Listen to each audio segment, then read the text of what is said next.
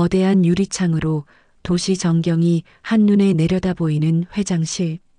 검은 정장을 입은 우아한 여성이 회전 의자에 앉아 서류를 검토하고 있었습니다. 앉으세요. 냉정하고 위험 있는 목소리의 맞은편 소파에 앉은 남자는 온몸이 떨리고 있었습니다. 바로 어제까지만 해도 자신이 모든 것을 가진 줄 알았던 그 남자였습니다. 당신이 정말 우리 회사 신임 회장님이세요. 여성은 천천히 고개를 들었습니다. 그 순간 남자의 얼굴은 마치 귀신을 본 듯 창백해졌습니다. 안녕하세요. 김민수 과장님. 아니, 이제는 전 남편이라고 불러야겠네요. 대체 무슨 일이 있었길래 이런 상황이 벌어진 걸까요? 배신과 복수, 그리고 숨겨진 진실이 만들어낸 한 여자의 완벽한 역전극이 지금 시작됩니다. 사연 듣기 전 구독과 좋아요 부탁드려요. 그럼 오늘의 이야기 시작하겠습니다. 서울 외곽의 작은 투룸 아파트. 시계 바늘이 저녁 8시를 가리키고 있었지만 집안은 여전히 고요했습니다. 박소희는 좁은 주방에서 혼자 저녁 준비를 하고 있었습니다. 30대 중반의 나이가 무색하게 그녀의 얼굴에는 깊은 피로가 서려 있었습니다. 한때 대학 동기들 사이에서 캠퍼스의 여신이라 불렸던 그녀였지만 이제는 그런 과거가 무색할 만큼 초라한 모습이었습니다. 또 늦는군요. 소희는 작게 한숨을 쉬며 휴대폰을 확인했습니다. 남편 김민수에게서 온 메시지는 늘 똑같았습니다. 회사 회식. 늦을 것 같아. 먼저 자. 결혼 8년째 이런 메시지를 받지 않은 날이 손에 꼽을 정도였습니다. 소희는 혼자 먹을 저녁상을 차리면서 과거를 떠올렸습니다. 대학 시절 그녀는 경영학과 수석으로 졸업했습니다. 대기업 공채에서도 최종 합격 통지서를 여러 장 받았었죠. 하지만 민수와의 결혼과 동시에 모든 것을 포기했습니다. 내가 벌어서 널 편하게 해줄게. 넌 집에서 쉬어. 달콤했던 민수의 약속이 이제는 족쇄가 되어버렸습니다. 전업주부가 된 지 8년 그녀에게는 더 이상 사회적 지위도 경제적 독립성도 없었습니다. 여보, 문이 열리는 소리와 함께 민수가 들어왔습니다. 하지만 그의 표정은 차갑기만 했습니다. 아직도 안 잤어? 저녁은요? 회사에서 먹었다고 했잖아. 민수는 소희를 거들떠보지도 않고 방으로 향했습니다. 그의 정장에서 낯선 향수 냄새가 났지만 소희는 모른 척 했습니다. 아니, 모른 척 할 수밖에 없었습니다. 이런 일상이 반복된 것이 벌써 2년째였습니다. 처음엔 단순히 업무 스트레스라고 생각했습니다. 하지만 민수의 태도는 점점 더 냉랭해져 갔고 집에 있는 시간도 현저히 줄어들었습니다. 소희야, 너 요즘 살 좀 빠진 것 같지 않아? 어느 날 시어머니가 말했습니다. 결혼한 여자가 너무 말라깽이가 되면 안 되는데 민수도 싫어할 거야. 아니에요, 어머님. 전 괜찮아요. 그래도 좀 살찌우도록 해. 그리고 화장도 좀 하고 다녀. 여자가 관리를 소홀히 하면. 시어머니의 잔소리는 계속되었습니다. 소희는 고개를 숙이고 들을 수밖에 없었습니다. 경제적으로 독립적이지 못한 그녀에게는 반박할 권리조차 없는 것 같았습니다. 그날 밤 소희는 거울 앞에 서서 자신을 바라보았습니다. 한때 자신감 넘쳤던 여성은 온데간데없고 지친 주부만이 남아 있었습니다.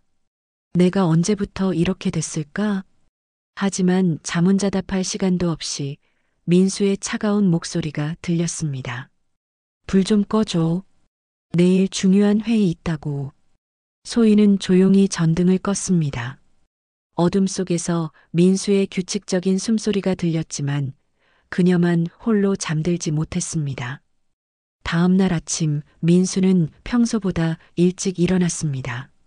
거울 앞에서 넥타이를 매며 머리를 정성스럽게 빗고 있었습니다.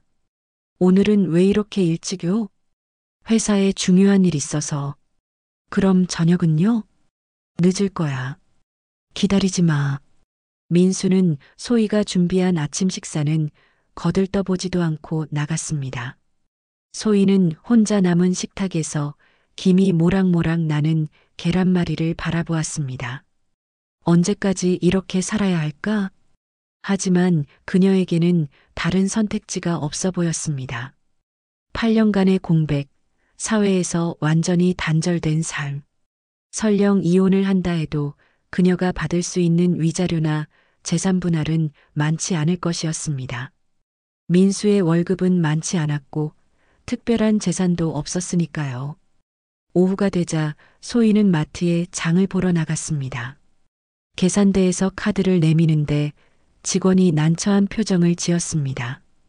죄송한데 카드가 승인이 안 되네요. 네, 그럴 리가. 소희는 당황스러웠습니다. 생활비 카드가 막힐 이유가 없었습니다. 다행히 지갑에 현금이 조금 있어서 계산을 마칠 수 있었지만 찜찜한 기분은 지워지지 않았습니다. 집에 돌아와서 민수에게 전화를 걸어보았지만 계속 통화 중이었습니다. 문자를 보내도 답장이 오지 않았습니다. 저녁 9시, 10시가 지나도 민수는 돌아오지 않았습니다. 소희는 혼자 저녁을 먹으며 텔레비전을 보고 있었는데 갑자기 현관 비밀번호를 누르는 소리가 들렸습니다. 여보. 하지만 들어온 것은 민수가 아니었습니다. 소희가 모르는 젊은 여성이었습니다. 화려한 메이크업에 명품 핸드백을 든 그 여성은 소희를 보고 당황하는 기색을 보였습니다. 누구세요? 저야말로 누구시죠? 여기가 제 집인데요. 그때 민수가 그 여성 뒤로 나타났습니다. 그의 얼굴에는 당황과 짜증이 뒤섞인 표정이 떠올랐습니다. 소희야, 이건 민수야, 이 사람이 누구야? 젊은 여성이 민수의 팔을 붙잡으며 말했습니다. 그 순간 소희는 모든 것을 이해했습니다. 민수의 늦은 귀가, 변한 태도, 낯선 향수 냄새, 그리고 오늘 막혔던 카드까지. 그래, 이제 다 털어놓을게. 민수가 입을 열었습니다. 그의 목소리에는 더 이상 미안함도 죄책감도 없었습니다. 나 지연이랑 사귄 지 2년 됐어. 그리고 우리 헤어져. 뭐라고? 이혼하자, 소희야. 이제 더 이상 이런 식으로 살 수 없어. 소희의 머릿속이 하얗게 변했습니다. 8년간의 결혼 생활이, 그녀가 포기한 모든 것들이 한순간에 무너져 내렸습니다. 당신, 정말 미안해. 하지만 이게 우리 모두를 위한 거야. 민수의 차가운 말에 소희는 말문이 막혔습니다. 그 옆에서 지연이라는 여성이 승리자의 미소를 지었습니다. 이혼? 소희는 자신의 목소리가 떨리는 것을 느꼈습니다. 민수는 소파에 앉으며 서류 봉투를 꺼냈습니다. 응, 이미 변호사랑 상의해서 서류도 다 준비했어. 변호사와 상의를. 언제부터 이런 계획을. 소희야, 우리 이미 끝난 사이잖아. 형식적으로만 부부였지 실제로는 남남이었어. 지연이 민수 옆에 바짝 붙어 앉으며 입을 열었습니다. 언니, 민수 오빠는 이제 저랑 새로운 시작을 하려고 해요. 오빠도 행복할 권리가 있잖아요. 새로운 시작? 소희는 믿을 수 없다는 듯 두 사람을 번갈아 보았습니다. 당신이 8년 동안 바람을 피웠다고? 그것도 2년이나? 바람이 아니야. 진짜 사랑이야. 민수의 말에 소희는 허탈한 웃음이 나왔습니다. 진짜 사랑? 그럼 나와는 뭐였는데? 우리는 잘못된 만남이었어. 대학 때부터 어쩌다 보니 사귀게 됐고 주변에서 결혼하라고 하니까 한 거지. 어쩌다 보니 소희의 목소리가 높아졌습니다. 내가 당신 때문에 포기한 게 얼마나 많은데. 취업도 꿈도 모든 걸 다 포기하고 당신만 믿고 살았는데 그걸 누가 강요했어? 네가 선택한 거잖아. 민수의 냉정한 말에 소희는 가슴이 먹먹했습니다. 그 옆에서 지연이 낄낄거리며 웃었습니다. 언니, 시대가 바뀌었어요. 요즘 누가 전업주부를 해요? 다들 경력 관리하면서 사는데. 너. 소희가 지연을 노려보려는 순간 민수가 막아섰습니다. 지연이한테 화내지 마. 잘못한 건 내가 잘못한 거야. 그래, 당신이 잘못한 거지. 그런데 왜 나만 손해를 봐야 해? 소희가 이혼 서류를 집어들자 민수의 표정이 굳어졌습니다. 여기 뭐라고 써 있는 거야? 재산 분할 영원? 위자료 영원? 우리 재산이 뭐가 있어? 전세금? 그것도 네 아버지가 보증 서신 거야. 그럼 당신 퇴직금은? 그건 내가 회사에서 일해서 받는 거야. 네가 기여한 게 있어? 민수의 말에 소희는 어이가 없었습니다. 내가 기여한 게 없다고? 8년 동안 당신 뒷바라지하면서 빨래하고 청소하고 밥해주고 당신 부모님 챙기고 명절마다 음식 준비하고 그게 다 기여가 아니야? 그런 건 당연한 거 아니야? 부부니까 당연한 거라고. 소희의 목소리가 떨렸습니다. 8년간의 헌신이 당연한 것이라는 한마디로 평가되는 순간이었습니다. 지연이 다시 끼어들었습니다. 언니, 그런 식으로 따지면 민수 오빠가 8년 동안 언니 먹여 살린 것도 계산해야 하는 거 아니에요? 뭐라고? 생활비, 용돈, 병원비, 옷값. 다 민수 오빠가 된 거잖아요. 언니는 그동안 공짜로 살았던 거네요. 소희는 지연의 뻔뻔함에 할 말을 잃었습니다. 당신이 뭔데 여기서. 지연이는 내 여자친구야. 그리고 곧 내 아내가 될 사람이고. 민수가 지연의 어깨에 손을 올리자 지연은 더욱 우쭐해졌습니다. 그리고 언니, 현실을 좀 직시하세요. 언니 나이가 이제 36이잖아요. 8년 동안 사회생활 안 했고 별다른 기술도 없고 설령 이혼해도 재혼은 어려울 거예요. 너 진짜. 소희가 일어서려는 순간 민수가 냉정하게 말했습니다. 소희야, 감정적으로 하지 말고 현실적으로 생각해봐. 네가 지금 나가면 어디서 뭐라고 살 거야? 그건 취업? 8년 경력 단절에 나이도 나이고. 솔직히 말해서 너 받아줄 회사 있을 것 같아? 민수의 말은 냉혹한 현실이었습니다. 소희는 그동안 생각하지 않으려 했던 문제였습니다.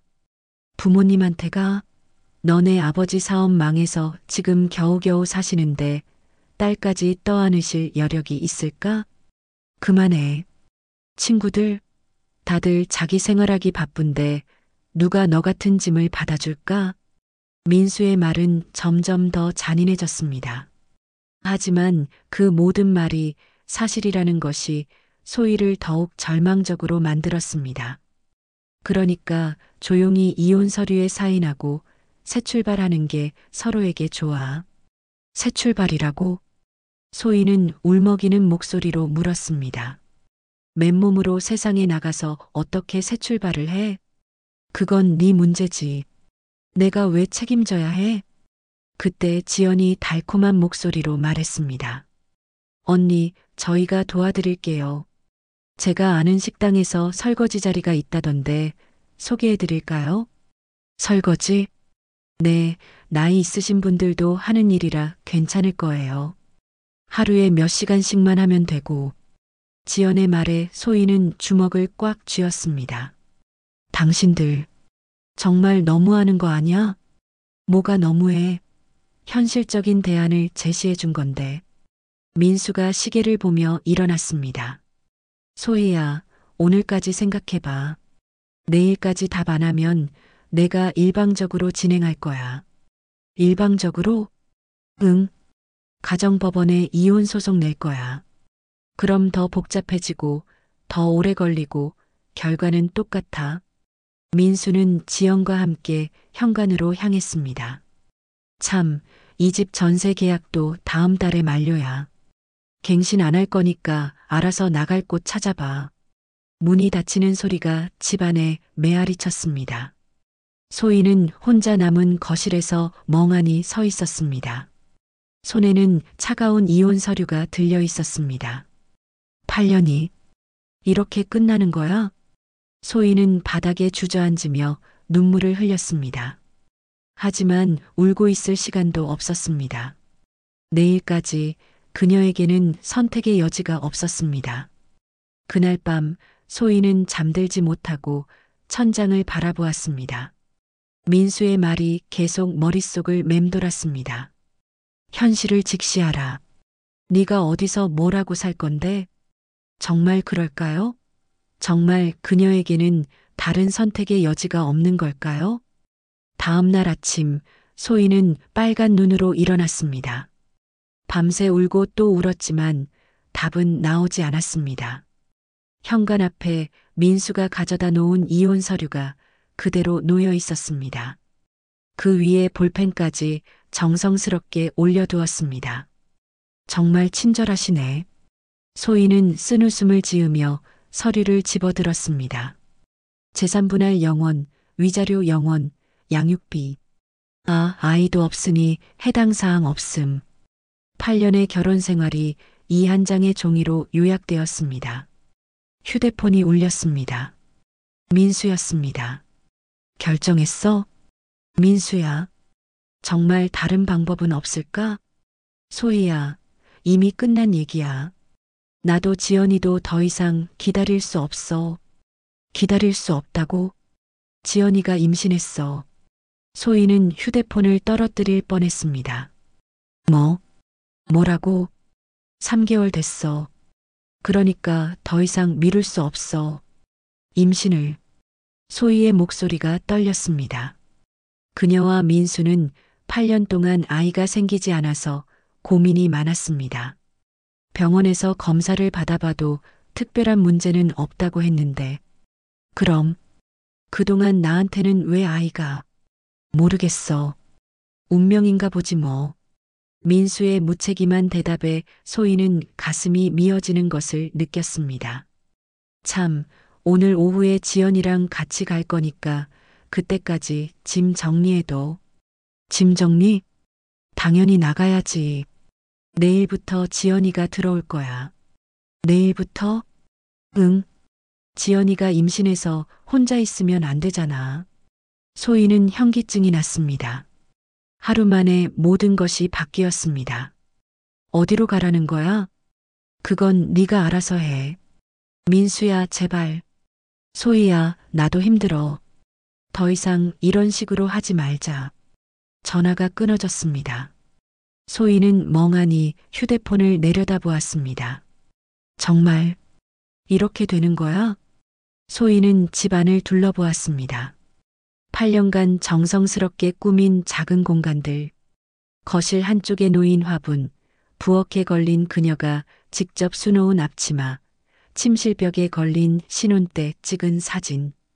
다 버려야 하는 건가? 소희는 부엌에서 검은 비닐봉지를 꺼내기 시작했습니다. 하나씩 추억이 담긴 물건들을 담으면서 눈물이 멈추지 않았습니다. 오후 2시 현관문이 열렸습니다.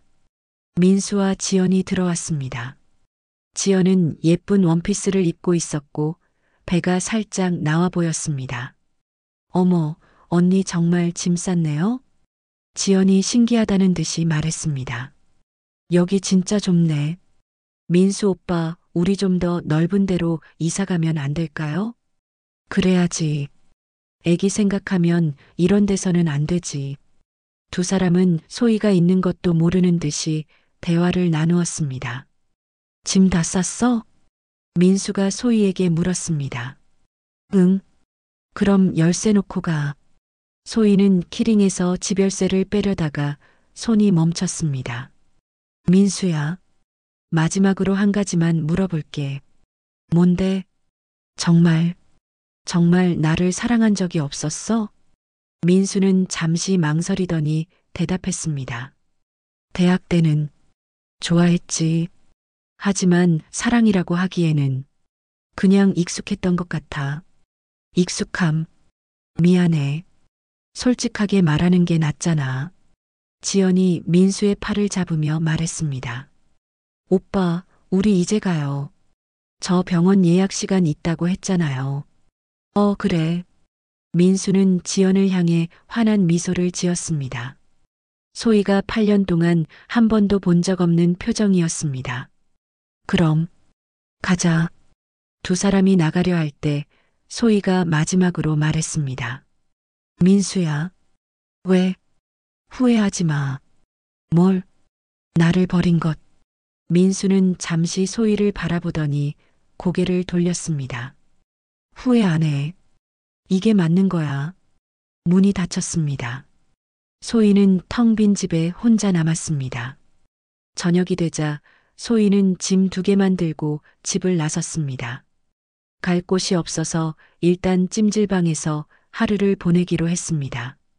찜질방 탈의실에서 거울에 비친 자신을 보며 소희는 생각했습니다. 이제 뭘 해야 하지? 휴대폰을 켜서 부모님께 전화를 걸어볼까 생각해 보았지만 민수 말이 맞았습니다.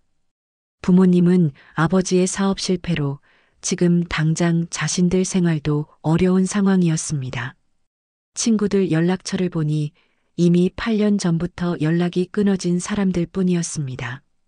결혼하고 나서 소희는 남편과 시댁 중심의 생활만 했습니다. 내가 정말 혼자구나. 소희는 찜질방 매트에 누워서 천장을 바라보았습니다. 다른 사람들은 가족이나 친구들과 함께 와서 즐겁게 이야기하고 있었지만 그녀는 완전히 혼자였습니다. 밤이 깊어갔지만 잠이 오지 않았습니다. 내일부터 뭘 해야 할지, 어디서 살아야 할지, 어떻게 돈을 벌어야 할지 막막했습니다. 새벽 4시경 휴대폰에 메시지가 왔습니다. 지연이었습니다. 언니, 집 열쇠 현관 앞에 두고 가신 거 맞죠? 못 찾겠어요. 그리고 언니 화분들 다 버려도 되죠? 지저분해서 못 살겠어요. 소희는 휴대폰을 꽉 잡았습니다. 그녀가 8년간 정성스럽게 기른 화분들. 그리고 언니 옷들도 몇 벌 남겨두셨던데 다 버릴게요. 민수 오빠가 없애라고 하거든요. 소희의 눈에서 뜨거운 눈물이 흘러내렸습니다. 8년의 흔적이 하나씩 지워지고 있었습니다. 하지만 그녀가 할 수 있는 일은 아무것도 없었습니다. 경제적으로, 사회적으로, 법적으로 그녀는 완전히 무력했습니다. 내가 정말 이렇게 무너져야 하는 거야? 소희는 손바닥으로 얼굴을 감쌌습니다. 절망의 나락에서 그녀에게는 아무것도 남지 않았습니다. 찜질방에서의 긴 밤이 지나고 소희는 새벽 6시에 일어났습니다. 잠을 거의 못 잤지만 이상하게 머리가 맑았습니다. 이대로 무너질 수는 없어. 소희는 세면대에서 찬물로 얼굴을 씻으며 거울 속 자신을 똑바로 바라보았습니다. 8년 전 꿈과 야망이 있었던 그 여자가 아직 어디엔가 남아있을 것이라고 생각했습니다. 카페에 앉아 커피를 마시면서 소희는 오랫동안 정리하지 못했던 생각들을 하나씩 되짚어 보았습니다. 일단 직업부터 구해야 해. 그녀는 스마트폰을 꺼내서 구인구직 사이트에 들어갔습니다. 하지만 현실은 냉혹했습니다. 30대 중반, 경력 단절 8년, 특별한 자격증 없음. 조건에 맞는 일자리는 거의 없었습니다. 그래도 포기할 순 없어. 소희는 하나씩 이력서를 작성해서 지원하기 시작했습니다. 카페 알바, 마트 계산원, 식당 서빙. 가리지 않고 지원했습니다. 며칠이 지나자 연락이 오기 시작했습니다. 하지만 대부분 나이 때문에 거절당했거나 급여가 너무 낮아서 생활이 불가능한 수준이었습니다. 그러던 어느 날 소희는 우연히 오래된 휴대폰을 발견했습니다. 결혼 전에 쓰던 폴더폰이었는데 민수가 스마트폰을 사준다고 해서 서랍 깊숙이 넣어두었던 것입니다. 이런 게 있었네. 소희는 충전기를 찾아서 오래된 휴대폰을 켜보았습니다. 8년 전의 연락처들이 그대로 남아 있었습니다. 대학 동기들, 선후배들, 그리고 박 사장님? 화면에 박 사장님이라는 연락처가 보였습니다. 소희는 기억을 더듬어 보았습니다. 대학 시절 경영학과에서 특강을 와주셨던 분이었습니다. 젊은 나이에 벤처기업을 성공시킨 분으로 수업 후에 소희에게 명함을 주시면서 나중에 졸업하면 연락하라고 하셨던 분이었습니다. 설마 아직 이 번호를 쓰실까? 소희는 망설이다가 문자를 보내보았습니다. 안녕하세요. 땡땡 대학교 경영학과 땡땡 학번 박소희입니다. 혹시 저를 기억하시는지 모르겠지만 대학 때 특강해 주셨던 박 사장님이 맞으시나요? 10분 뒤 답장이 왔습니다. 소희 씨, 물론 기억하고 있어요. 성적이 정말 좋았던 학생이죠. 그동안 어떻게 지내셨어요? 소희의 가슴이 뛰었습니다. 8년 만에 그녀의 과거를 기억하는 사람을 만났습니다. 죄송한데 혹시 뵐 수 있을까요? 상의드리고 싶은 일이 있어서요. 물론이죠. 내일 점심시간에 시간 괜찮으세요? 다음 날 소희는 8년 만에 정장을 입고 외출했습니다. 거울을 보니 여전히 아름다웠지만 8년 전과는 다른 성숙한 아름다움이 있었습니다. 강남의 한 레스토랑에서 만난 박 회장은 소희를 반갑게 맞아주었습니다. 소희 씨, 정말 오랜만이네요. 그런데 왜 이제야 연락을 하셨어요? 죄송해요. 그동안 여러 일이 있었어요. 소희는 솔직하게 자신의 상황을 설명했습니다. 결혼, 8년간의 전업주부 생활, 그리고 최근의 이혼. 박 회장은 조용히 들은 후 말했습니다. 힘드셨겠어요. 그런데 소희 씨, 대학 때 졸업 논문 제목이 뭐였는지 기억하세요? 네. 졸업 논문요? 중소기업의 글로벌 진출 전략과 성공 요인 분석이었는데요. 맞아요. 그 논문이 정말 인상적이었어요. 교수님이 따로 저한테 보여주셨거든요. 정말요? 네. 그때 생각했어요. 이 학생은 꼭 좋은 기업가가 될 거라고. 박 회장은 잠시 생각하더니 말했습니다. 소희 씨, 저희 회사에서 일해 보실 생각 없으세요? 네. 저희가 새로운 사업을 시작하려고 하는데 마케팅 전략 기획자가 필요해요. 물론 8년 공백이 있지만 소희 씨의 기본기는 탄탄하니까 충분히 가능할 거예요. 소희는 믿을 수 없었습니다. 정말 저 같은 사람도 괜찮을까요? 소희 씨, 경험이 전부가 아니에요. 열정과 능력이 더 중요하죠. 그리고 8년이 공백이라고 생각하지 마세요. 그동안 삶을 경험한 거예요. 하지만 저는 일단 내일부터 출근해 보세요. 인턴으로 시작해서 3개월 후에 정규직 전환하는 걸로 하죠. 박 회장은 명함을 건네주었습니다. 주글로 벌브리지 대표이사 박성훈. 글로 벌브리지? 네. 한국 중소기업들의 해외 진출을 도와주는 컨설팅 회사예요. 소희 씨의 전공과 딱 맞죠? 소희는 손이 떨렸습니다. 감사합니다. 정말 감사합니다. 고맙긴요. 서로에게 도움이 되는 일이죠. 그날 밤 소희는 찜질방에서 박 회장이 준 명함을 바라보았습니다. 새로운 시작이구나. 그때 휴대폰이 울렸습니다. 민수였습니다. 소희야, 뭐라고 있어? 왜? 지연이가 입덧이 너무 심해서 집안일을 못하겠대.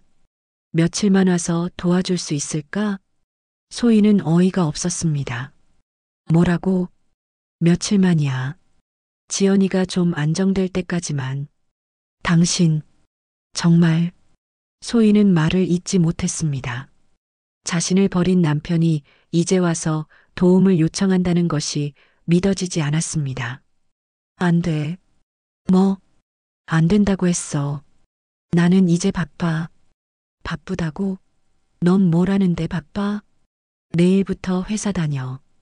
회사? 어디서 받아줘? 민수의 목소리에는 믿을 수 없다는 뉘앙스가 가득했습니다.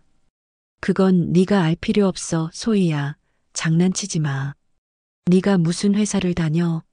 왜 못 다녀? 8년 동안 놀았는데 어느 회사에서 받아줘? 소희는 민수의 무시하는 말투에 화가 났습니다. 민수야.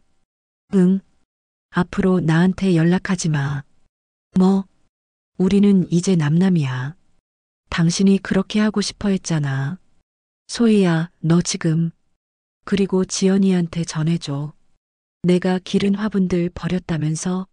그 화분 중에 희귀종이 몇 개 있었는데 한 화분에 100만 원씩은 하는 거야. 100만 원? 응. 나중에 청구서 보낼게. 소희는 전화를 끊었습니다. 물론 화분이 100만 원씩 하는 건 거짓말이었지만 지연을 놀라게 하고 싶었습니다. 이제 시작이야. 소희는 결심에 찬 눈으로 내일을 생각했습니다. 8년 만에 그녀의 인생이 다시 시작되는 순간이었습니다. 글로벌 브릿지 첫 출근 날, 소희는 새벽 5시에 일어났습니다.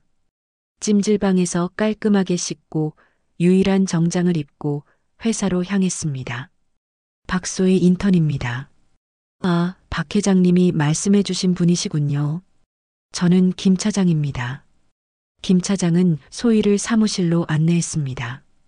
일단 이 자리를 쓰시면 되고 오늘은 회사 시스템이랑 업무 파악부터 하시면 됩니다. 네, 감사합니다. 소희는 8년 만에 앉은 사무실 책상이 낯설지 않았습니다. 오히려 마치 원래 자리를 찾은 것 같은 기분이었습니다. 소희 씨, 이거 보세요. 김 차장이 서류 뭉치를 들고 왔습니다. 이 회사가 중국 진출을 상담 왔는데 전략 보고서를 작성해야 해요. 인턴이신데 혹시 할 수 있을까요? 해보겠습니다. 소희는 서류를 받아들고 집중하기 시작했습니다. 8년간의 공백이 있었지만 머릿속에 저장된 지식과 논리는 여전히 선명했습니다. 오히려 8년간 주부로 살면서 경험한 실생활의 지혜가 이론과 결합되어 더욱 실용적인 관점을 제공할 수 있었습니다. 하루 종일 보고서를 작성한 소희는 마지막 점검을 마치고 김 차장에게 제출했습니다. 벌써 다 하셨어요? 김 차장이 놀란 표정으로 보고서를 받았습니다. 네, 검토 부탁드립니다. 다음 날 아침 박 회장이 소희를 불렀습니다. 소희 씨 보고서 봤는데 정말 놀랐어요. 부족한 점이 있었나요? 아니에요. 너무 완벽해서 놀랐어요. 이걸 하루 만에? 박 회장은 보고서를 들여다보며 말했습니다. 특히 중국 시장 분석 부분과 진출 전략이 탁월해요. 어디서 이런 정보를 구하셨어요? 인터넷으로 밤새 조사했습니다. 그리고 대학 때 중국어를 부전공했어서 현지 자료도 참고했고요.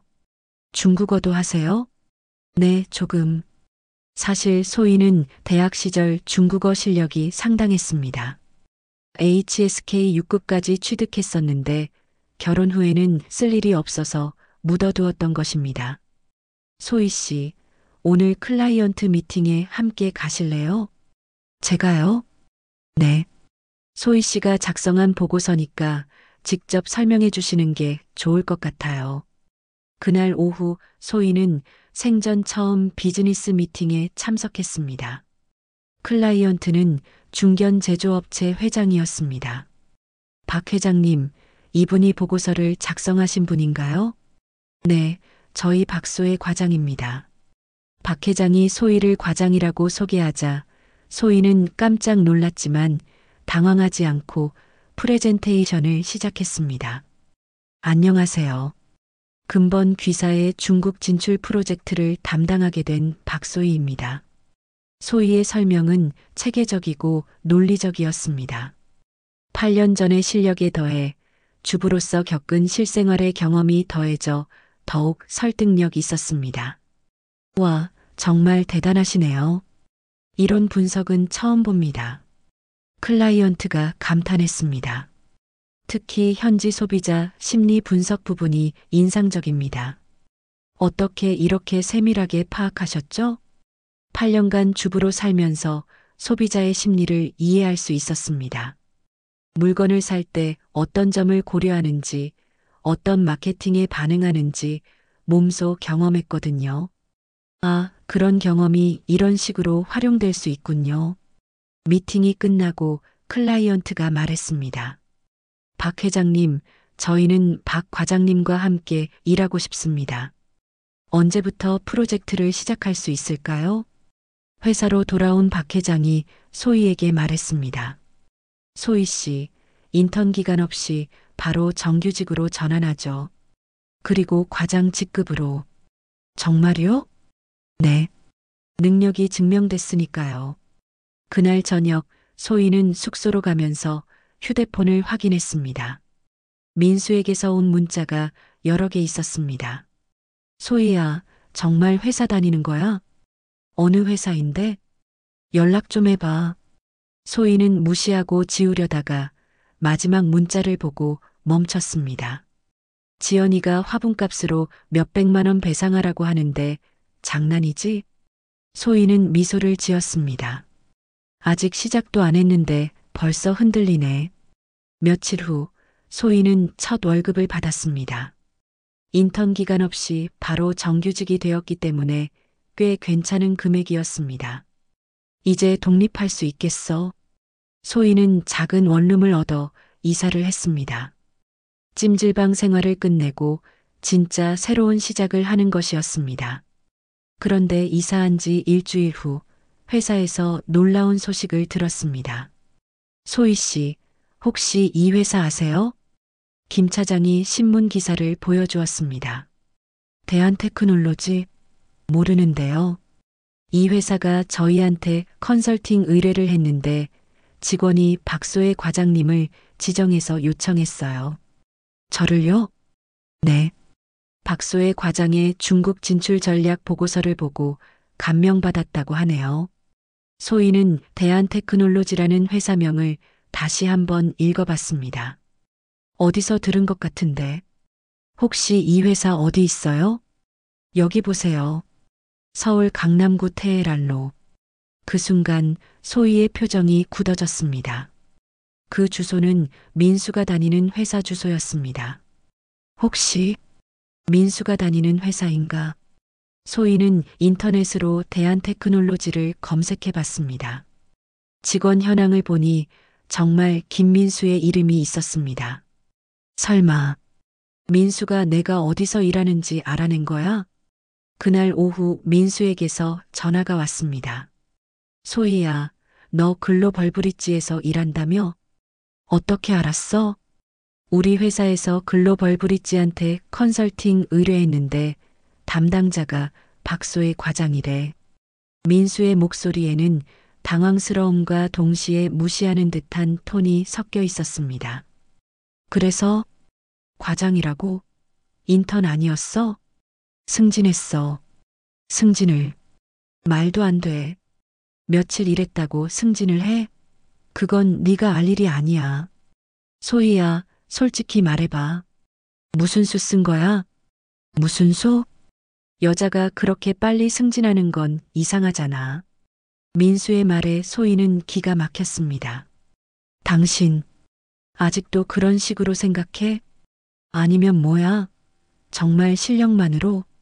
그래, 실력으로. 하, 웃기네. 8년 동안 집에서 놀던 여자가 무슨 실력이. 소희는 전화를 끊어버렸습니다. 하지만 마음속에서는 결심이 더욱 단단해졌습니다. 두고 봐. 내가 얼마나 실력 있는지 보여줄게. 그날 밤 소희는 대한테크놀로지 컨설팅 프로젝트를 준비하며 특별한 계획을 세우기 시작했습니다. 민수가 무시하는 그녀의 실력을, 그리고 그가 얼마나 어리석은 선택을 했는지를 확실하게 보여줄 계획을 말입니다. 대한테크놀로지 컨설팅 프로젝트가 시작된 지 2주 후 소희는 회사의 실상을 파악할 수 있었습니다. 겉으로는 중견기업처럼 보이지만 실제로는 자금난에 허덕이고 있었고 중국 진출은 거의 마지막 도박에 가까운 상황이었습니다. 김민수 과장님이 이 프로젝트 담당이라고 하셨죠? 소희가 대한테크놀로지 팀장에게 물었습니다. 네, 맞습니다. 그런데 김 과장이 좀 비협조적이어서 말입니다.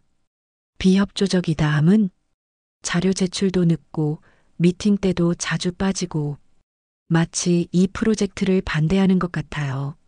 소희는 민수의 속내를 알 수 있었습니다. 전 부인이 자신의 회사 일을 맡는다는 것이 자존심에 상처가 되었을 것입니다.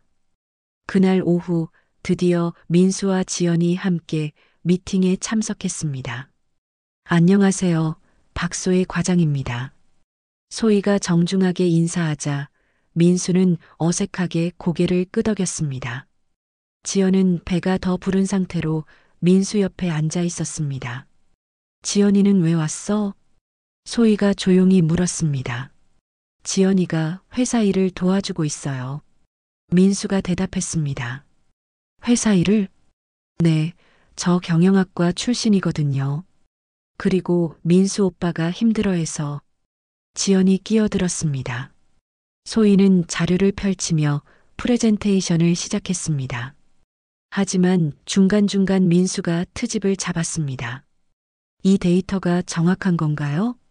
네, 중국 상무부 공식 자료입니다. 하지만 현실과는 다를 수 있잖아요. 실제로 가보지도 않고 인터넷으로만 조사한 거 아니에요? 민수의 말에 다른 참석자들이 웅성거렸습니다. 그렇다면 김 과장님은 중국에 가보신 적이 있으신가요? 소희가 차분하게 되물었습니다.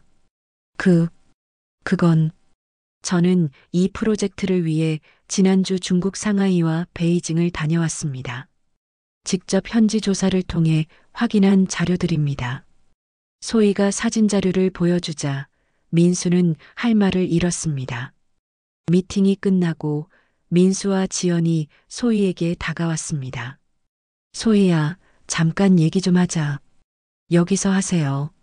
더 이상 사적으로 만날 이유는 없으니까. 사적으로? 우린 8년을 함께 산 사이야. 그 8년이 당신에게는 별 의미가 없었잖아요. 지연이 민수의 팔을 잡으며 말했습니다. 언니, 왜 이렇게 감정적으로 나와요? 비즈니스는 비즈니스잖아요.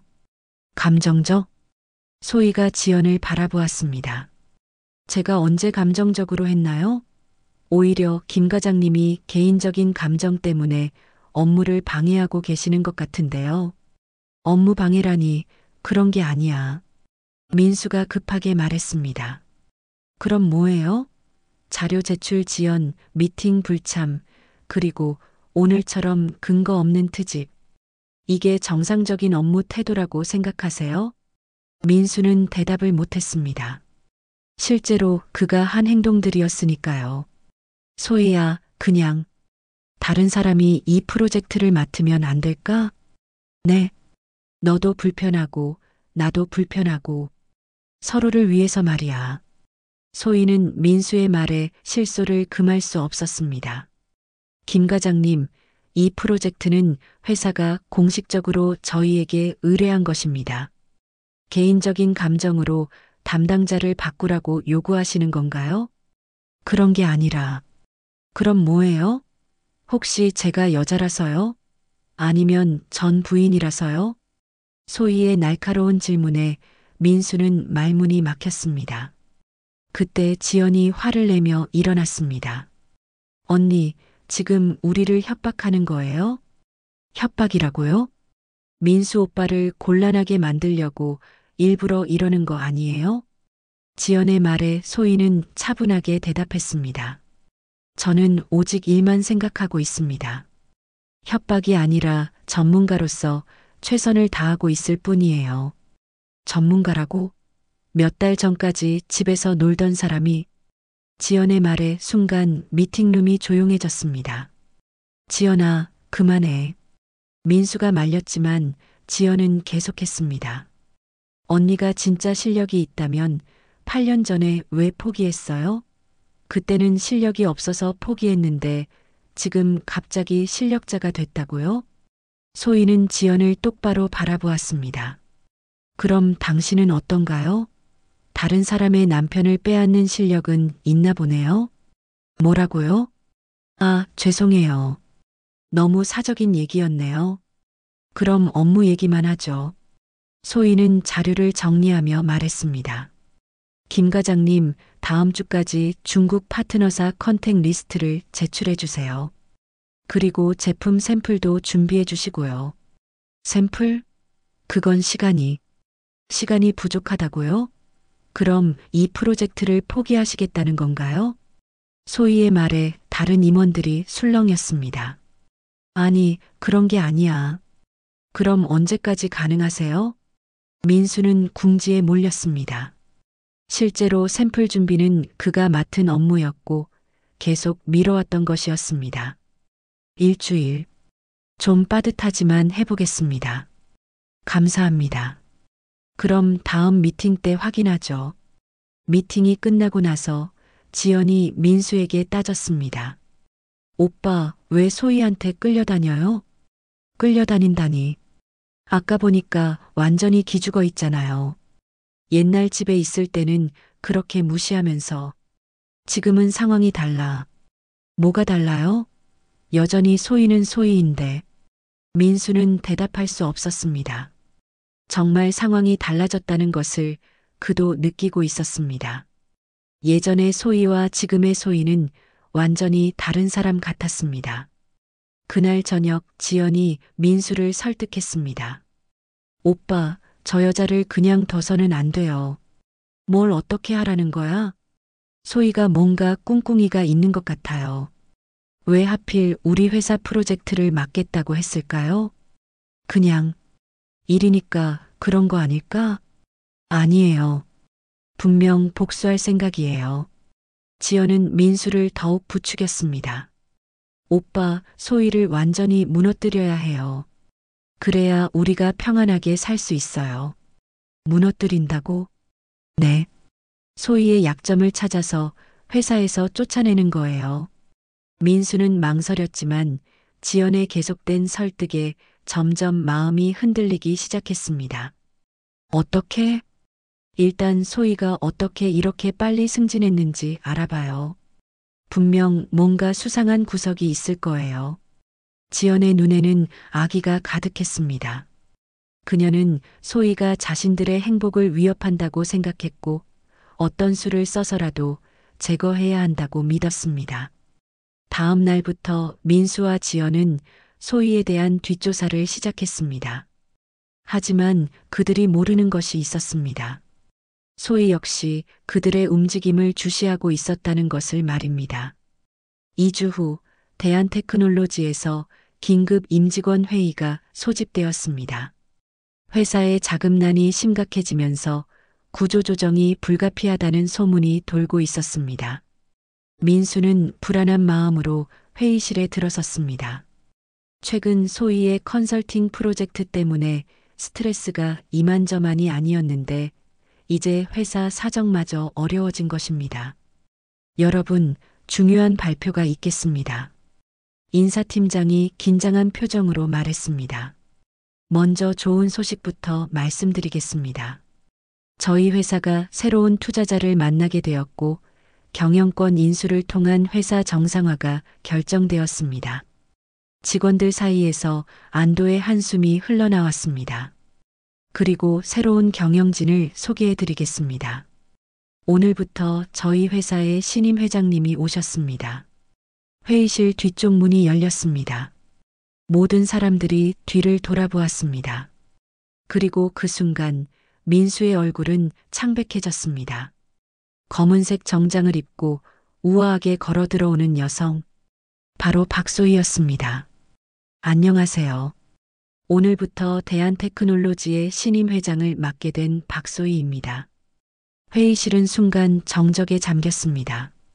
모든 사람들이 소희를 바라보았고 특히 민수는 마치 꿈을 꾸는 것처럼 멍하니 서 있었습니다. 잠깐, 잠깐만요.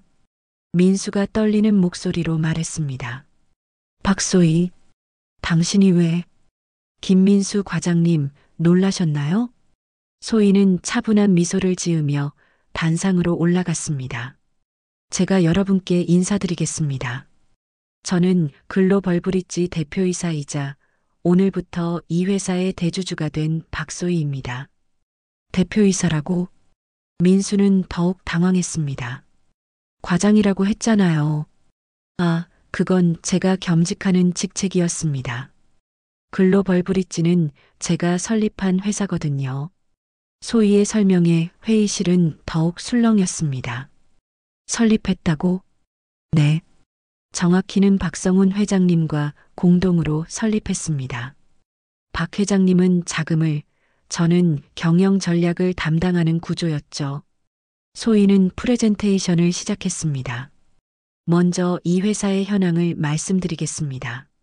자금 부족 15억, 매출 대비 수익률 마이너스 12%, 직원 이직률 30%. 상당히 심각한 상황입니다. 민수는 자리에서 일어났습니다. 잠깐, 이게 무슨 상황이에요? 설명해 주세요. 김 과장님, 자리에 앉아주세요. 차례대로 설명드리겠습니다. 소희의 차가운 목소리에 민수는 어쩔 수 없이 앉았습니다. 저희가 이 회사를 인수하게 된 이유는 간단합니다. 컨설팅을 진행하면서 이 회사의 잠재력을 발견했기 때문입니다. 소희는 화면을 넘기며 계속했습니다. 하지만 현재의 경영진과 일부 직원들의 비효율적인 업무 태도 때문에 그 잠재력이 발휘되지 못하고 있었습니다. 그때 지연이 갑자기 문을 열고 들어왔습니다. 민수 오빠, 무슨 일이에요? 갑자기 회사에서. 지연은 소희를 보는 순간 말을 멈췄습니다. 당신이 왜 여기 있어요? 지연 씨, 여기는 직원 전용 공간입니다. 관계자가 아니신 분은 나가주세요. 관계자가 아니라고요? 저는 민수 오빠의. 아무런 공식적인 관계가 없으시죠? 혹시 이 회사 직원이신가요? 지연은 할 말을 잃었습니다. 보안팀 관계자가 아닌 분은 밖으로 안내해 주세요. 소희의 지시에 보안팀이 지연을 에스코트했습니다. 지연은 나가면서도 계속 소리쳤습니다. 민수 오빠, 뭔가 잘못된 것 같아요.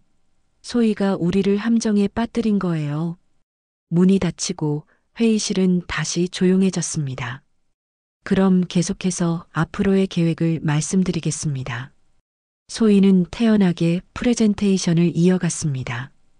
첫째, 효율성 제고를 위한 조직 개편이 있겠습니다. 일부 부서는 통폐합되고 성과가 저조한 직원들은 전환 배치 또는 퇴직 처리될 예정입니다. 민수의 얼굴이 더욱 창백해졌습니다. 둘째, 신규 사업 진출입니다. 중국 시장 진출을 본격화하고 동남아시아까지 확장할 계획입니다. 셋째, 인사 시스템 개편입니다. 능력 중심의 평가 시스템을 도입하고 성과에 따른 차등 보상을 실시하겠습니다. 소희는 민수를 똑바로 바라보며 말했습니다. 특히 업무 태도가 불성실하거나 개인적인 감정을 업무에 개입시키는 직원들은 엄격하게 처리할 예정입니다. 그리고 마지막으로 소희는 잠시 멈춤을 두고 말했습니다. 김민수 과장님께서는 별도로 면담을 진행하겠습니다. 오늘 오후 3시 회장실로 오시기 바랍니다. 회의가 끝나고 직원들은 수군거리며 나갔습니다. 민수만 멍하니 자리에 앉아 있었습니다. 민수야, 괜찮아? 동료가 걱정스럽게 물었습니다. 아, 네, 괜찮습니다. 하지만 민수는 전혀 괜찮지 않았습니다. 세상이 뒤바뀐 것 같았습니다. 오후 3시 민수는 회장실 앞에 서 있었습니다. 손에는 식은땀이 가득했습니다. 들어오세요. 소희의 목소리가 들렸습니다. 민수가 들어가니 소희는 거대한 책상 뒤에서 서류를 검토하고 있었습니다. 8년 전과는 완전히 다른 모습이었습니다. 앉으세요. 소희야, 이게 대체 뭔 상황이야? 저는 이제 박 회장님입니다. 격식을 차려주세요.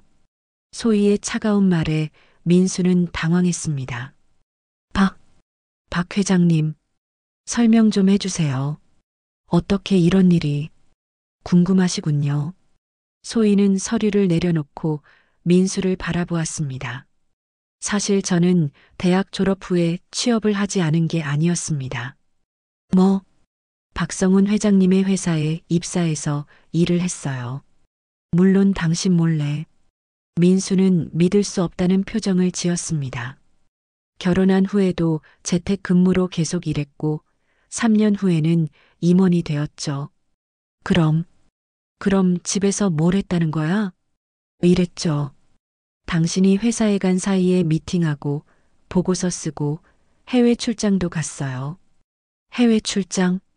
당신이 회식한다고 늦게 들어오는 날이면 저는 중국이나 일본에 있었어요. 소희의 말에 민수는 할 말을 잃었습니다. 왜 숨겼어? 당신이 원했잖아요. 집에서 쉬라고. 내가 벌어서 편하게 해주겠다고. 그래도 뭐요? 솔직히 말하면 당신 월급보다 제 연봉이 10배는 많았어요. 민수는 머리가 어지러웠습니다. 그럼 이혼할 때 재산 분할. 제가 포기한 거죠. 정말 당신과 끝내고 싶었으니까. 소희는 일어나서 창가로 향했습니다. 당신이 저를 무시하고 모욕 주고 쫓아낼 때 저는 이미 이 회사를 인수할 계획을 세우고 있었어요. 인수 계획을? 네. 이 회사가 자금난에 허덕인다는 걸 컨설팅하면서 알게 됐거든요. 그래서 인수하기로 결정했죠. 민수는 소희의 말을 이해할 수 없었습니다. 복수야? 나한테 복수하려고? 복수라고요? 소희가 돌아서서 민수를 바라보았습니다. 복수라고 생각하세요? 그냥 비즈니스예요. 비즈니스라고? 네. 이 회사에는 잠재력이 있어요. 정말 잘 키우면 큰 회사가 될 수 있죠. 다만, 소희는 잠시 멈춤을 두었습니다. 효율성이 떨어지는 직원들은 정리해야겠죠. 설마, 나를? 김민수 과장님, 솔직히 말씀해 보세요. 지난 몇 년간 당신의 업무 성과가 어떠했나요? 민수는 대답할 수 없었습니다. 실제로 그의 성과는 좋지 않았습니다. 그리고 최근 컨설팅 프로젝트에서 보인 태도는 어떠했고요? 그건 개인적인 감정 때문에 업무를 방해했죠. 그런 직원을 그대로 둘 수는 없어요. 소희는 책상 서랍에서 서류 봉투를 꺼냈습니다. 2가지 선택지가 있습니다. 선택지? 첫 번째는 자진 퇴사. 퇴직금과 함께 추가 위로금도 드리겠어요. 민수의 얼굴이 굳어졌습니다. 2번째는 징계해고. 이 경우에는 퇴직금도 없고 재취업도 어려워질 거예요. 소희야. 아니, 박 회장님. 제발. 민수의 목소리가 떨렸습니다. 지연이가 임신했어요. 아이가 태어날 텐데. 그건 당신의 개인적인 사정이죠. 회사와는 상관없는 일이고요. 소희의 차가운 대답에 민수는 절망했습니다. 하루 주겠습니다. 내일까지 결정해서 알려주세요. 소희는 다시 서류를 집어들었습니다. 그리고 김 과장님. 네. 앞으로 저에게 개인적인 부탁은 하지 마세요. 우리는 더 이상 아는 사이가 아니니까. 민수는 회장실을 나오면서 다리에 힘이 풀렸습니다. 8년 전 자신이 했던 말들이 그대로 돌아온 것입니다. 그날 밤 지연이 민수를 다그쳤습니다. 오빠, 정말 회사에서 잘릴 거예요? 모르겠어. 모르겠다고. 이게 다 소희 때문이에요. 저 여자가 우리를 망치려고 작정한 거예요. 지연아, 그만해. 왜요? 저 여자가 잘못한 거 맞잖아요. 민수는 지연의 말을 들으며 생각했습니다. 정말 소희가 잘못한 걸까요? 아니면 자신이 잘못한 걸까요? 오빠, 뭔가 방법이 있을 거예요.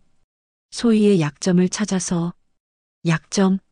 민수는 지연을 바라보았습니다.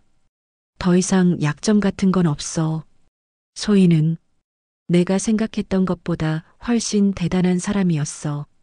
무슨 소리예요? 집에서 놀던 여자가 뭐가 대단하다고. 놀던 게 아니야. 민수는 한숨을 쉬었습니다. 8년 동안 나보다 훨씬 큰 일을 하고 있었어. 나는 몰랐을 뿐이지. 그때 민수의 휴대폰이 울렸습니다. 회사 동료였습니다. 민수야, 큰일 났어. 뭐가? 지금 회사 전체가 난리야. 새로운 회장님이 대대적인 감사를 시작했어. 그동안 비리나 태만한 직원들 다 찾아내고 있어. 비리? 응. 그리고 너 소문 들었어? 회장님이 너 전 부인이라며? 이거 완전 영화 같은데. 민수는 전화를 끊었습니다. 이제 회사 전체가 자신의 사정을 알게 되었습니다. 다음 날 아침 민수는 회사에 출근했지만 동료들의 시선이 부담스러웠습니다.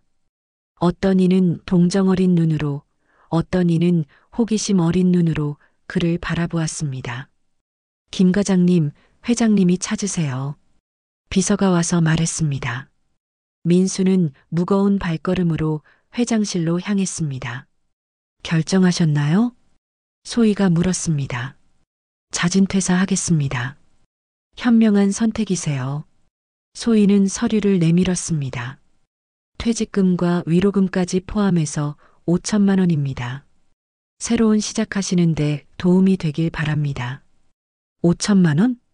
민수는 놀랐습니다.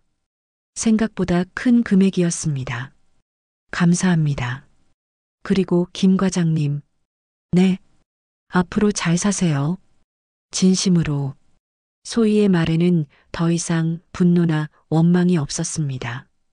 오히려 담담한 위로가 담겨 있었습니다. 민수는 서류에 사인을 하며 물었습니다. 소희야. 아니, 회장님. 정말 마지막으로 한 가지만 물어볼게요. 뭔가요? 언제부터 이런 계획을 세웠어요? 소희는 잠시 생각하다가 대답했습니다. 계획이라고 할 만한 건 없었어요. 그냥 살아야 했으니까 살았던 거죠. 살아야 했으니까? 당신이 저를 버렸을 때 저는 정말 막막했어요. 하지만 포기할 수는 없었어요. 제 인생이니까. 소희는 창밖을 바라보며 계속했습니다. 그래서 다시 일어섰고 일을 했고 성공했어요. 복수하려는 마음보다는 그냥 살고 싶었던 거예요. 그럼 이 회사를 인수한 것도 좋은 투자처라고 판단해서예요. 물론 당신이 여기 다닌다는 건 알고 있었지만 그게 주된 이유는 아니었어요. 민수는 소희의 말을 들으며 자신이 얼마나 작은 사람이었는지 깨달았습니다. 미안해요. 뭐가요? 8년 동안 당신을 이해하지 못해서, 무시해서, 그리고 버려서. 소희는 민수를 바라보았습니다. 이미 끝난 일이에요. 이제 서로 각자의 길을 가면 되죠. 민수는 고개를 숙였습니다. 당신 같은 사람을 놓친 제가 바보였어요. 김 과장님, 과거는 과거예요. 이제 지연 씨와 아이를 위해서 좋은 아버지, 좋은 남편이 되세요. 소희의 마지막 말에 민수는 더 이상 할 말이 없었습니다. 회사를 나오면서 민수는 지연에게 전화를 걸었습니다. 지연아, 오빠, 어떻게 됐어요? 퇴사하기로 했어. 뭐, 왜요? 싸워야죠. 지연아, 그만하자. 뭘 그만해요? 소희를 원망하는 거. 이제 그만하자. 민수의 말에 지연은 당황했습니다. 오빠, 뭔 소리예요? 저 여자가 우리를 이렇게 만들었는데. 아니야. 내가 잘못한 거야. 오빠가 뭘 잘못했다고. 모든 걸 잘못했어. 소희를 무시한 것도, 당신과 바람 피운 것도, 이혼하면서 무책임하게 행동한 것도 다 내가 잘못한 거야. 지연은 민수의 변한 태도를 이해할 수 없었습니다. 오빠, 그러면 안 되죠. 우리 아이 생각해봐요. 아이 때문에 더 그러면 안 돼. 아이에게 부끄럽지 않은 아버지가 되고 싶어. 민수는 결심에 찬 목소리로 말했습니다. 지연아, 우리 새로 시작하자. 소희한테 미안하다고 사과하고 우리는 우리대로 잘 살자. 그날 저녁 소희는 회장실에 혼자 앉아 도시 야경을 바라보고 있었습니다. 8년 전에는 상상도 할 수 없었던 자리였습니다. 휴대폰이 울렸습니다. 박성훈 회장이었습니다. 소희 씨, 수고 많으셨어요. 아니에요, 회장님. 좋은 기회 주셔서 감사해요. 그런데 정말 괜찮으세요? 개인적으로 힘들지 않으셨어요? 박 회장의 걱정 어린 목소리에 소희는 미소를 지었습니다. 네, 괜찮아요. 오히려 후련해요. 후련하다고요? 네. 이제 정말 끝났구나 싶어서요. 더 이상 과거에 얽매이지 않아도 되겠네요. 그럼 다행이고요. 그런데 소희 씨. 네. 이제 정말 새로운 시작이네요. 큰 회사 회장이 되셨으니까. 소희는 창밖을 바라보며 대답했습니다. 네, 새로운 시작이에요. 6개월이 지났습니다. 대한테크놀로지는 소희의 경영하에 완전히 새로운 모습으로 변화했습니다. 중국 진출 프로젝트는 대성공을 거두었고 회사의 매출은 전년 대비 300% 증가했습니다. 직원들의 만족도도 크게 향상되었고 업계에서는 기적의 경영이라고 평가받고 있었습니다. 회장님, 오늘 일정 확인해 주세요. 새로운 비서가 스케줄표를 건네주었습니다. 오전 10시 중국 파트너사 화상회의, 오후 2시 신규 사업부 회의, 오후 4시 언론 인터뷰. 언론 인터뷰요? 네, 성공하는 여성 CEO 특집 기사를 위한 것입니다. 소희는 미소를 지었습니다.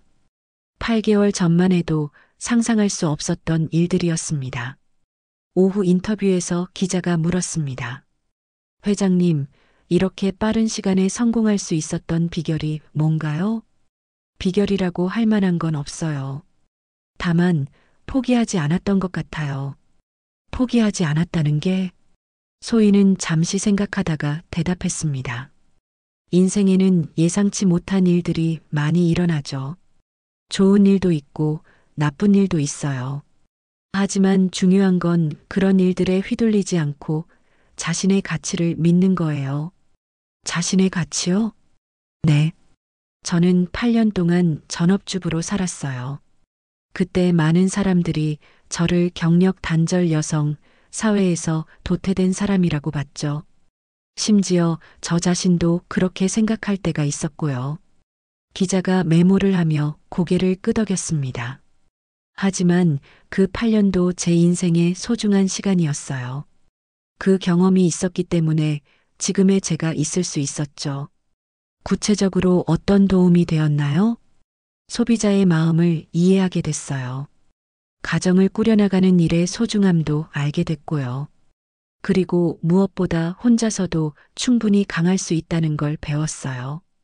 인터뷰가 끝나고 집으로 가는 길, 소희는 새로 이사한 아파트 앞에서 잠시 멈췄습니다. 한강이 내려다 보이는 고층 아파트에 자신의 집이었습니다. 엘리베이터를 타고 올라가면서 소희는 문득 민수가 궁금해졌습니다. 퇴사한 후 어떻게 지내고 있을까요? 며칠 전 우연히 들은 소식으로는 민수가 작은 무역회사에 취직했다고 했습니다. 급여는 많이 줄었지만 성실하게 일하고 있다는 말을 들었습니다.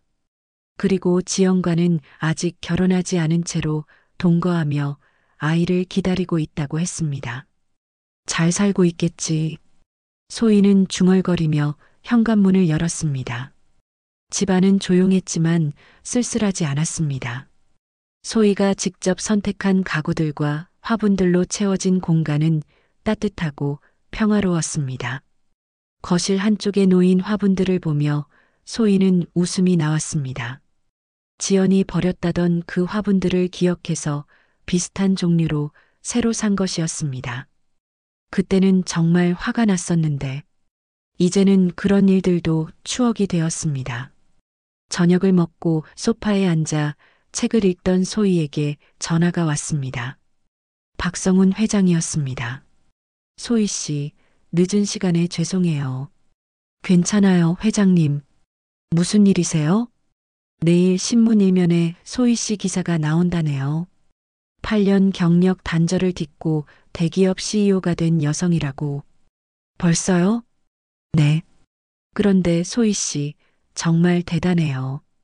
이렇게 짧은 시간에 이 정도 성과를 내다니. 회장님 도움 덕분이에요. 아니에요. 소희 씨의 실력이죠. 박 회장은 잠시 망설이다가 말했습니다.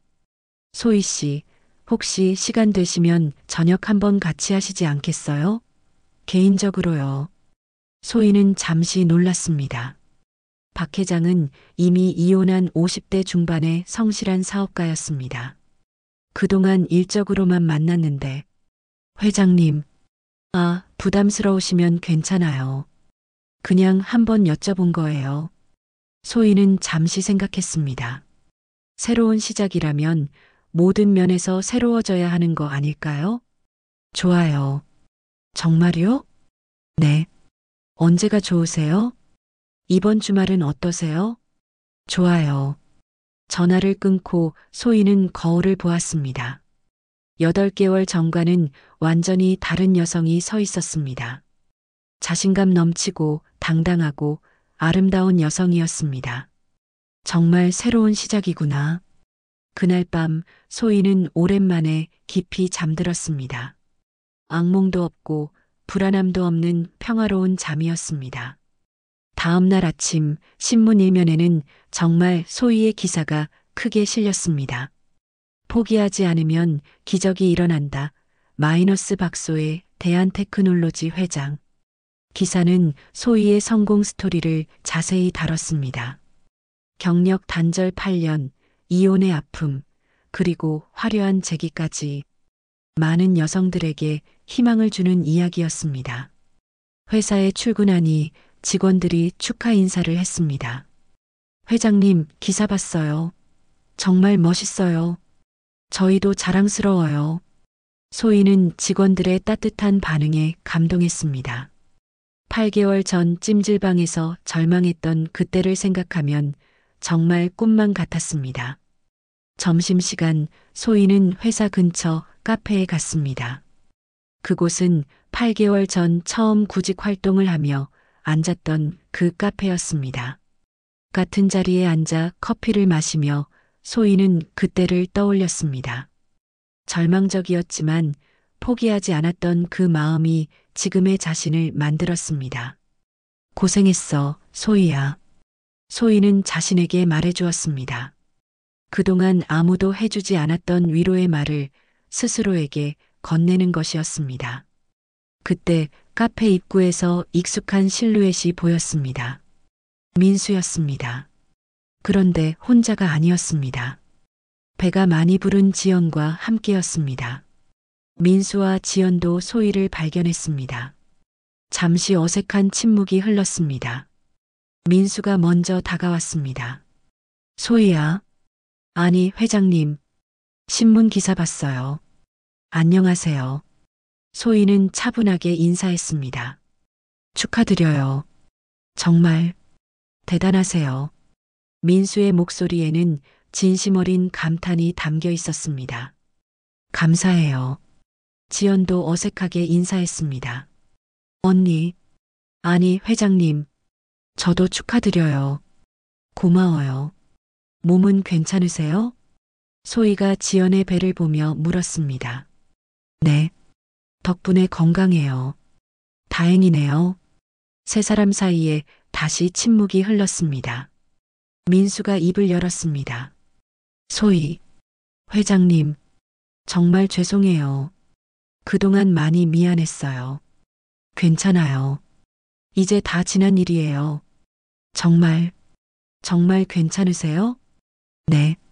괜찮아요. 소희의 말은 진심이었습니다. 더 이상 아프지도 원망스럽지도 않았습니다. 저희는 잘 지내고 있어요. 민수 오빠가 새 회사에서 열심히 일하고 있어요. 지연이 말했습니다. 그래요? 다행이에요. 그리고 결혼은 아이가 태어난 후에 하기로 했어요. 좀 더 준비해서요. 좋은 생각이에요. 소희는 진심으로 그들의 행복을 빌어주었습니다. 그럼 저희는 가볼게요. 민수가 말했습니다. 네. 아이 건강하게 낳으세요. 감사해요. 소희는 혼자 커피를 마시며 생각했습니다. 정말 끝났구나. 더 이상 과거에 얽매이지 않아도 되는 완전한 자유. 그것이 지금 소희가 느끼는 감정이었습니다. 휴대폰이 울렸습니다. 박성훈 회장이었습니다. 소희 씨, 주말 약속 혹시 괜찮으세요? 네, 물론이에요. 그럼 토요일 저녁 7시에 강남 호텔 레스토랑에서 만날까요? 좋아요. 전화를 끊고 소희는 미소를 지었습니다. 정말 새로운 시작이 기다리고 있었습니다. 그날 저녁 집에 돌아온 소희는 거울 앞에 섰습니다. 8개월 전 찜질방 거울에서 본 절망적인 모습과는 완전히 달랐습니다. 박소희 잘했어. 소희는 자신에게 말했습니다. 앞으로도 잘할 거야. 창밖으로 한강의 야경이 보였습니다. 반짝이는 불빛들이 마치 소희의 미래를 축복하는 것 같았습니다. 그녀는 더 이상 누군가의 부인도 누군가의 그림자도 아니었습니다. 그녀는 온전히 자신만의 이름으로, 자신만의 능력으로, 자신만의 인생을 살아가는 박소희였습니다. 8년의 침묵 끝에 찾은 자신의 목소리, 8년의 그림자 끝에 찾은 자신의 빛. 그것이 바로 소희가 얻은 가장 큰 선물이었습니다. 오늘 이야기 어떠셨나요? 때로는 인생이 우리를 무너뜨리려 할 때가 있지만 포기하지 않는다면 반드시 새로운 기회가 찾아온다는 것을 박소희의 이야기를 통해 확인할 수 있었습니다. 진정한 힘은 다른 사람의 인정에서 나오는 것이 아니라 자신의 가치를 믿고 끝까지 노력하는 마음에서 나온다는 교훈을 얻을 수 있었죠. 이 이야기가 마음에 닿았다면 구독과 좋아요 부탁드릴게요. 그리고 혹시 지금 어려운 시간을 보내고 계신 분이 있다면 소희처럼 포기하지 마시고 자신을 믿어보시기 바랍니다. 여러분의 따뜻한 댓글 하나가 모두에게 큰 힘이 됩니다. 사연 라디오였습니다.